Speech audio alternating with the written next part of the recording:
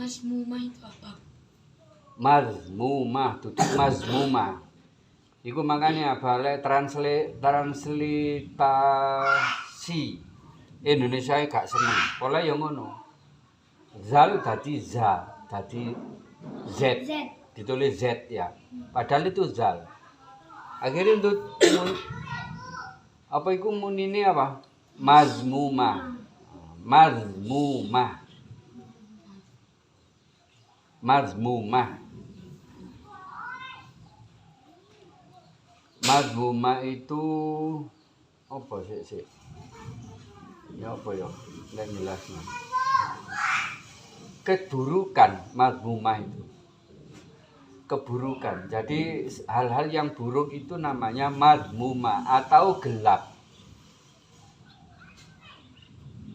Gelap, mazmumah, hitam, gelap, jelek, buruk itu mazmumah.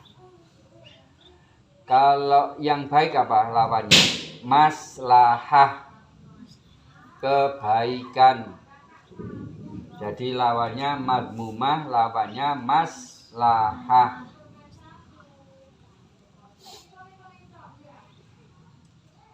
Apa yang dimaksud mazmumah itu ya ucapan jelek, perbuatan jelek itu masuk dalam ranah mazmumah.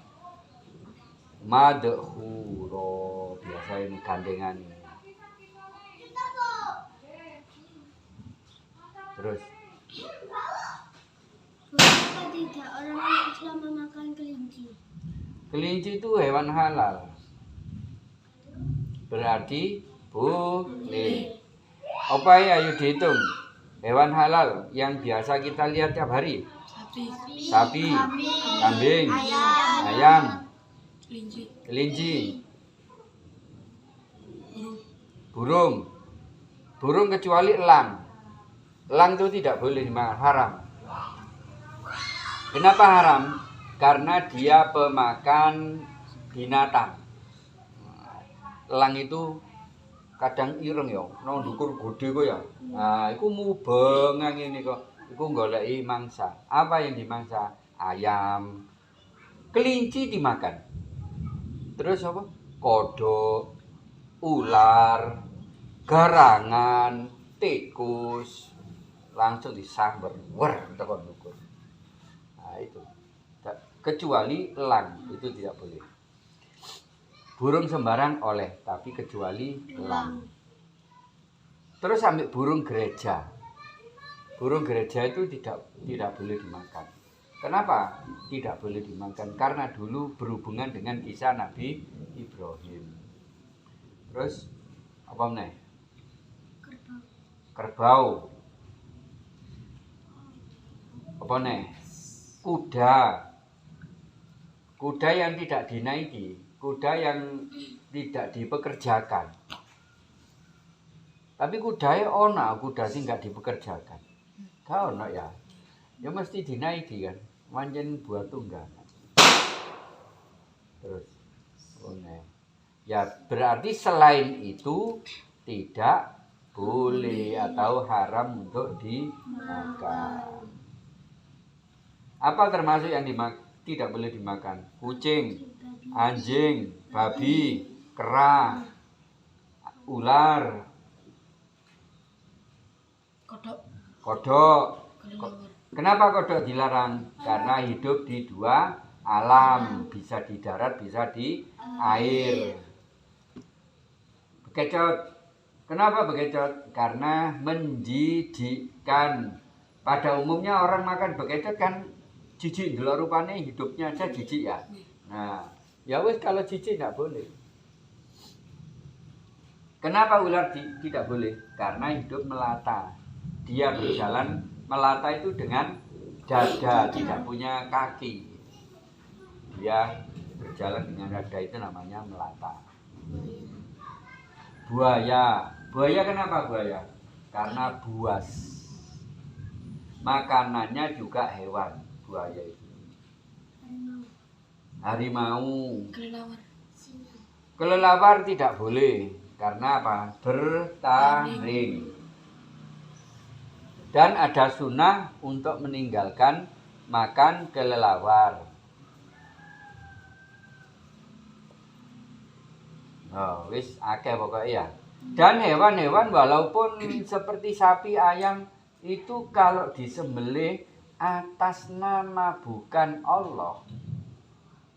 Misalnya untuk persembahan ke dewa apa atau ke gerumbul.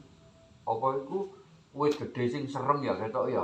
Nah, kaya ringin ngono kok, wit gede. Atau wit apa keprek atau wit apa meneh isu gede terus akhirnya di situ dikasih sajen-sajen. Nah, sajennya walaupun itu halal kayak telur, ayam, sapi haram dimakan karena dipersembahkan bukan untuk Allah. Jadi menjadi haram karena tadi hewan-hewan yang disembelih bighoirillah. Jadi selain kepada Allah. Ya. Sifat as-sakha itu Sakho. Nah iki ya wingi sing anu ya. Wingi apa wingi? Balada. Iku rada eling iku ana sing mati iku.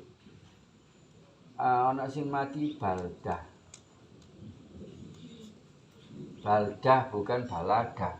Lek balada bahasa Indonesia, balada itu seseorang yang sedang berjalan jauh, kayak musafir. Nah, itu balada. Sakho itu loman, dermawan. Itu sifat yang disukai oleh Allah.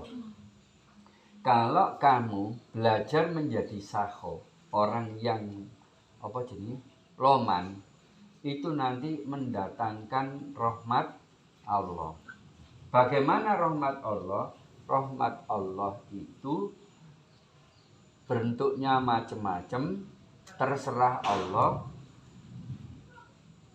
Yang jelas nanti pada akhirnya orang yang sakho, orang yang loman, orang yang dermawan atas dasar Allah, karena Allah, maka walaupun orang itu asalnya nakal, saumpama ya, nakal wong gak gelem salat barang, saumpama. Tapi dia punya sifat sakho. Lek duwe-duwe gelem bagi-bagi. Lek duwe akeh bagi-bagi. Terus kalau tanggane utawa kancane kerepotan, dia pakai tenaga. Terus lek dia ngerti sesuatu, tahu sesuatu, dia sampaikan. Berarti itu ilmu. Ilmu ini juga disakhokan, didermakan. Nah, orang-orang yang semacam ini nanti akan ditarik oleh Allah untuk menjadi kekasih Allah. Bisa jadi orang yang asalnya nakal, rampok sekalipun, pembunuh sekalipun. Karena ada wali-wali sing apa itu asalnya tukang pemburu menjadi wali. Ibrahim bin Adham, wali zaman biyen. Itu setelah Imam Syafi'i. Terus ada apa yang hidup di zaman Harun al-Rasyid itu.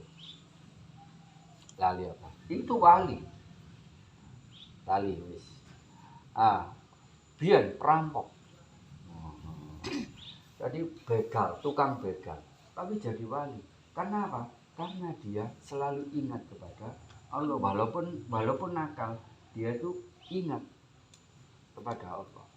Terus wongi loman. Jadi wali apa iki waktu oleh ngerampok, oleh begal, itu gak dientekno dhewe. Ambek dibagi-bagi nang wong. Wonge loman. Gak mentoloan ambek wong. Masih yo mentoloan. Lah jenenge ngerampok lah ya mesti mentoloan kan. Tapi ndelok wong gak duwe, gak mentoloan. Nah, suka menolong juga. Akhirnya itu ditarik oleh Allah diberikan hidayah oleh Allah, diberikan ma'unah, diberikan ilmu, kemudian tersadar, kemudian bertobat, terus ngaji terus, bertahun-tahun ngaji, ngawula kepada seorang guru. Akhirnya dikasih ilmu terus sama Allah, karena memang hati dan akalnya itu dibuka oleh Allah, akhirnya mampu menerima ilmu yang banyak. Akhirnya menjadi wali. Jadi karena sifat sakho, Allah itu suka, sehingga Allah menurunkan rahmatnya kepada orang itu. Kalau orang itu tidak punya ilmu, akan diberikan dibuka hati dan pikirannya oleh Allah, sehingga mampu menerima ilmu. Wong sing bodoh menjadi pinter gara-gara duwe sifat sakho atau sifat loman dermawan.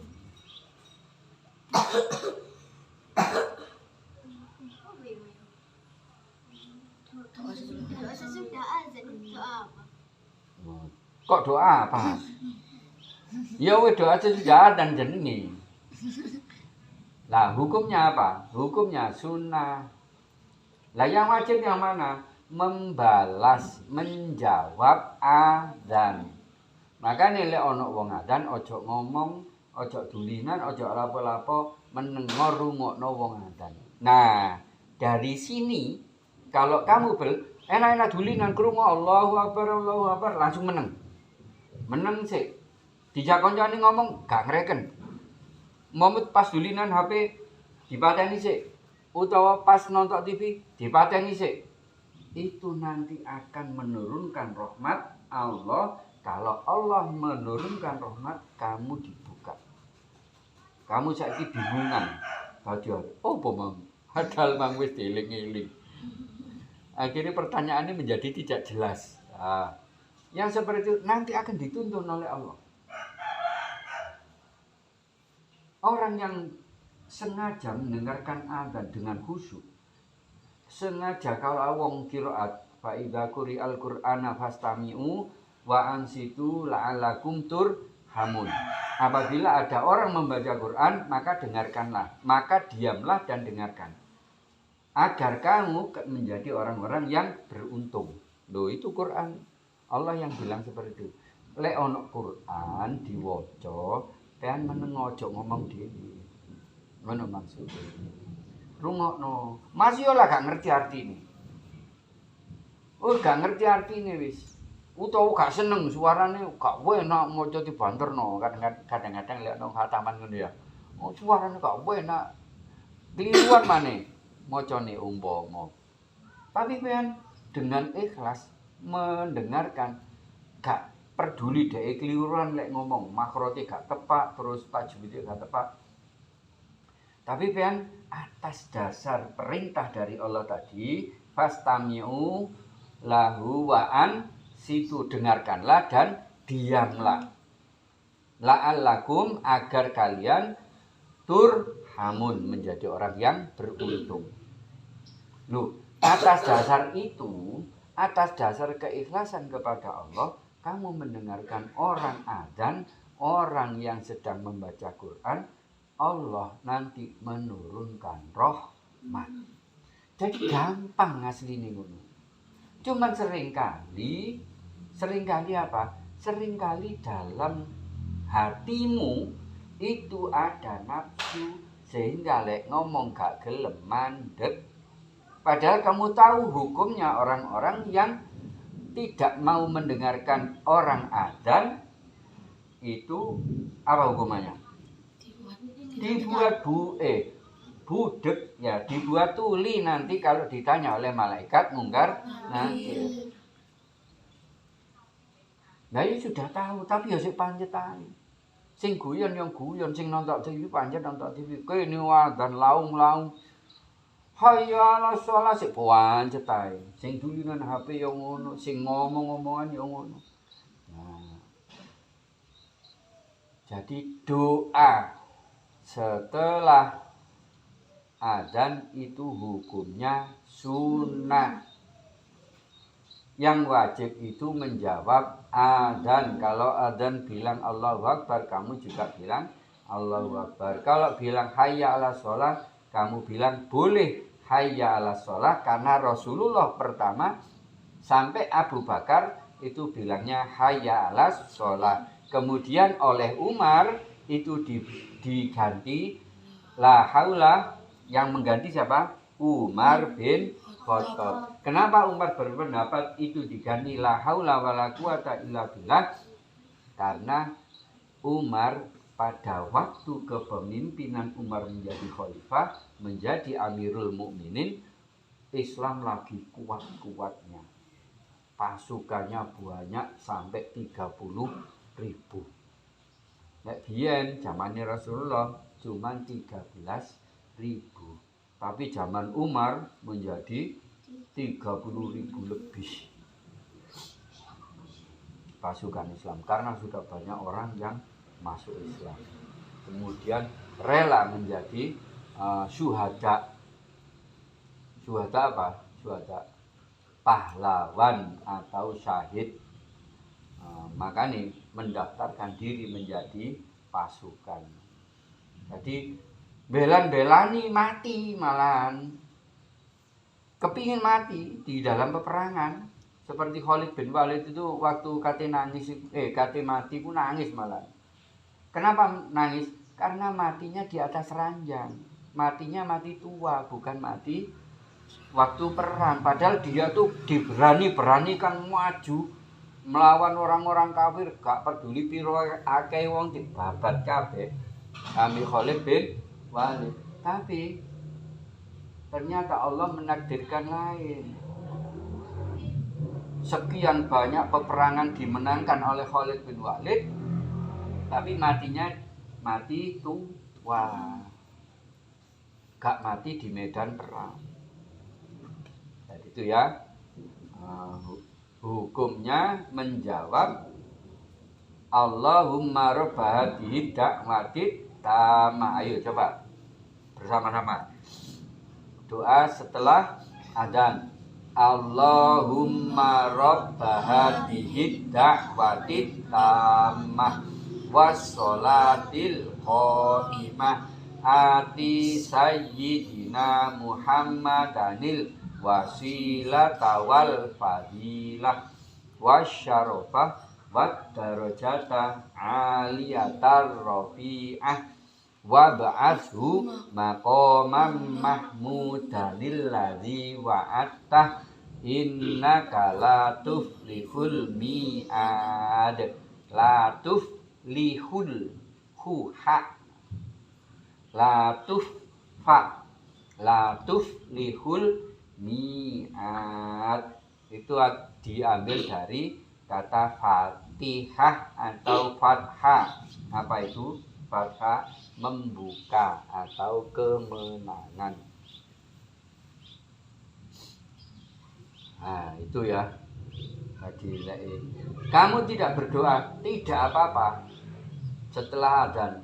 Tapi Rasulullah pernah menjanjikan, atas janji Allah, Rasulullah menyampaikan kalau orang-orang berdoa setelah adzan dan menekankan kepada Allahumma rabba hadhihi da'wati tammah wa sholatil qa'imah ati sayyidina Muhammadanil wasilata wal fadilah, menekankan kepada kalimat itu, maka nanti di akhirat akan dicari oleh Rasulullah. Maka orang ini akan mendapatkan syafaat dari Rasulullah, dicari oleh Rasulullah. Endi wong-wong sing biasa mari adzan bener hukumnya sunnah, tapi faedahnya kayak gitu, manfaatnya gede, kok dicari oleh Rasulullah. Ya. Kan di bulan Ramadan pahalanya lebih besar daripada bulan lain. Kalau di bulan Ramadan dosanya juga lebih besar dari bulan lain. Sama. Ramadan itu ada yang mengatakan pahala 1 itu dikalikan 1000. Kalau kamu bilang subhanallah 1 kali, sama dengan pahalanya dengan 1000 kali baca subhanallah. Apalagi maca Quran. Makanya lek darusan itu ya, sing akas lek bulan Ramadan. Nah, sebelum bulan Ramadan, kamu persiapkan dulu agar nanti bulan Ramadan mocone tidak keliru. Karena wis gak dielingno maneh wis, kancane maca dhewe-dhewe. Kadang malah guyon, sing siji maca sing liyane wong dulinan ana njaba. Nah, iku waktu di bulan Ramadan kamu perbanyak ibadah apa saja. Sholat diperbanyak, ono sholat tarawih ya. Sebenarnya tarawih nggak pernah ada di zaman Rasulullah itu. Yang ada itu qiyamul lail. Sebutan tarawih itu nggak pernah ada. Tarawih itu di zaman Umar bin Khattab. Dari kata tarwiyah, mengumpulkan. Tarwiyah. Zaman Rasulullah nggak ada. Bahkan Rasulullah ketika bulan Ramadan itu tarawih atau qiyamul lailnya cuma 3 hari. Nah kok hari pertama ono sing mengikuti menjadi makmum. Hari besoknya lagi ada lagi tambah banyak sing jadi makmum. Hari ketiga lagi tambah banyak lagi yang mengikuti jadi makmum. Seneng ngambil sholat wong biyen iku. Nek pian lak menghindari. Krungu adan. Sing adan ya adan. Sing sodokan ya sodokan. Gak lulus. Ngono ya. Pian niku akhirnya Rasulullah justru menghindari sholat qiyamul lail di masjid. Kenapa? Sholat sendiri di rumah Rasulullah. Kenapa? Karena takut nanti menjadi wajib. Lek menjadi wajib yang sunnah, maka berat bagi umatnya. Jadi sholat tarawih itu hukumnya sunnah muakkad. Sunnah yang dikuatkan. Muakkad. Nah, makanya ketika Ramadan kamu perbanyak ibadah apapun dan kurangi main-main. Kuatire main-main nanti bisa keperucut. Guyon-guyon keperucut nang menyakiti hati orang lain, menyakiti temannya. Ya wis ngomong-ngomong tapi sing perlu doa. Sing api-api ae. Guyon gak apa-apa, tapi hindari guyon sing sampai menyinggung perasaan orang lain. Apalagi ngerasani, tambah dosane gede. Hari ini kita ngerasani, itu dosanya sudah besar. Kata Allah di dalam surat Al-Hujurat sama dengan makan bangkai temannya sendiri. Loh, lale dikalikan 1000 berarti makan bangkai 1000 di bulan Ramadan. Ngerasani pisan. Maka ngerasani hukumnya menjadi membatalkan pahala puasa. Fitnah tambah gede maneh, hasud ya tambah gede maneh. Ngerasani ae membatalkan pahala puasa. Apalagi hasud dan fitnah. Makanya berhati-hatilah, perbanyak ibadah sehingga mengurangi kegiatan-kegiatan yang tidak bermanfaat. Kuatirnya nanti kecebur nang hal-hal yang bisa membatalkan pahala puasa, bahkan membatalkan puasanya. Satu contoh apa? Gampang, guyon-guyonan. Ono sepedaan tiba sret kena apa beset metu getene. Jare kancane ngerti. Lho, metu getene lho ya. Batal posomu. Guyon kan? Padahal metu getih sing dimaksud metu getih itu wanita yang keluar darah haid. Bukan laki-laki beset. Tuh. Nah, goro kan? Padahal ngerti, goro itu bisa masuk ke ranah murtad. Karena memutar balikkan yang benar menjadi salah, yang salah jadi benar. Itu memutar balikkan hukum, itu hukumnya murtad, keluar dari Islam. Amalmu biyen sing akeh langsung luntur entek nol. Karena keluar dari Islam. Terus harus bersyahadat lagi. Makanya guyon itu ya bahaya. Harus terukur. Gak oleh ngawur. Kuwatir ngono iku guyon-guyon tibake keprojek. Lek goro-goro biasa gak masalah, ya dosa. Misale nyengitno sandali iku, nyengitno nang ndi.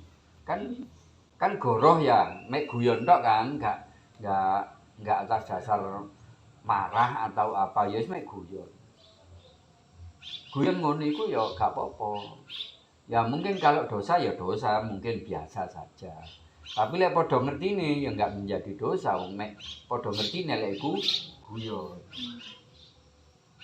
Gitu. Tapi lek goroh koyo mau, anu lho, batal puasamu. Lah lek koncone sampai membatalkan puasa. Percaya kepada ucapanmu.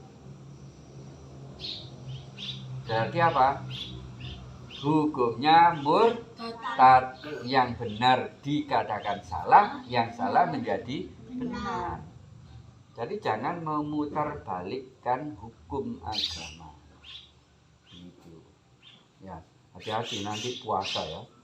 Hati-hati. Jadi perbanyak ibadah, kurangi main. Karena pahala puasa dilipat gandakan sampai 1000 kali. Dosanya juga sama. Dilipatkan sampai 1000 kali. Eman-eman kan? Ayo. Allahumma arhamna bil Qur'an waj'alhu lana imaman wa nuran wa hudan wa rahmah. Allahumma dzakirna minhu manasina wa alimna minhu majahilna warzuqna tilawatahu ana al-laili wa atrafan nahar waj'alhu lana hujjatan ya rabbal alamin. Assalamualaikum warahmatullahi wabarakatuh. Waalaikumsalam warahmatullahi wabarakatuh. Allahumma sholli ala sayyidina Muhammad.